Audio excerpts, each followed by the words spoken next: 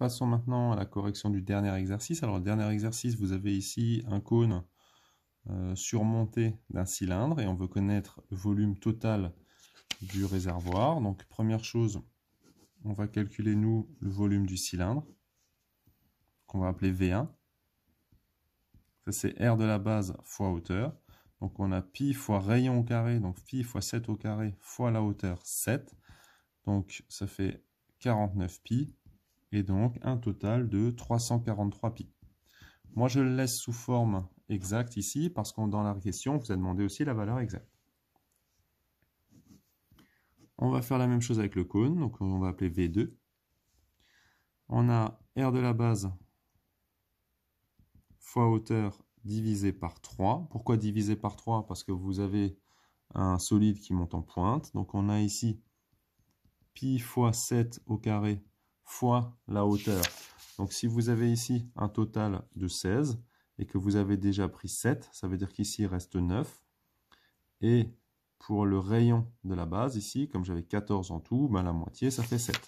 Donc j'ai pi fois 7 au carré fois 9 divisé par 3, ça fait donc un total ici de 147 pi. Pour connaître le volume total, c'est V1 plus V2, donc 343 pi plus 147 pi, soit un total de 490 pi.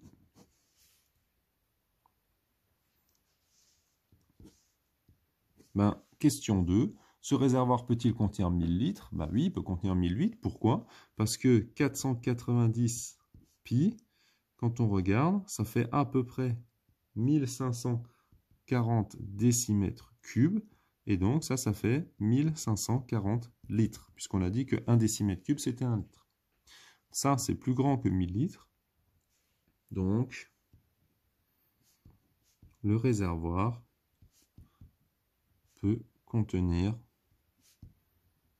1000 litres. Maintenant qu'on a fait ça, on va s'intéresser à la hauteur d'eau pour réussir à mettre les 1000 litres. Donc première chose, vous avez forcément déjà la partie d'eau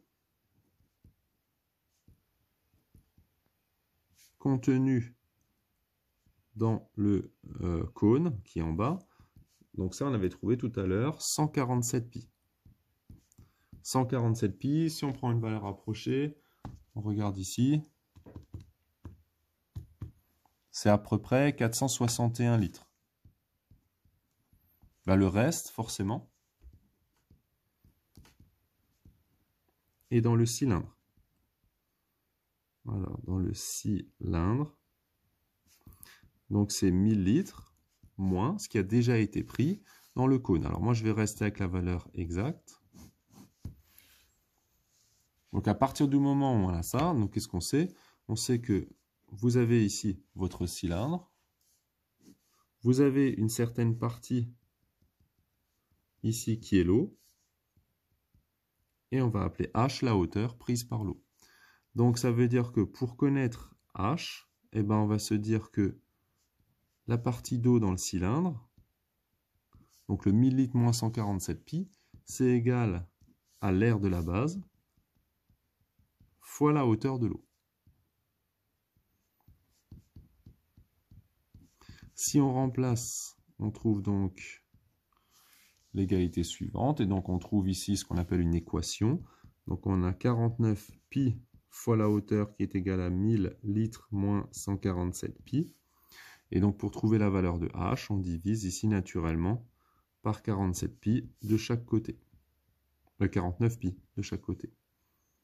Donc on a ici 1000 litres moins 147 pi divisé par 49 pi, ce qui est égal à H.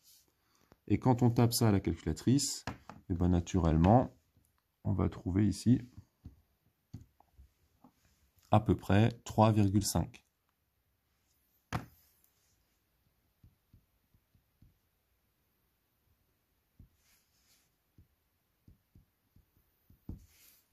Quand on veut connaître la hauteur totale par rapport au sommet du cône,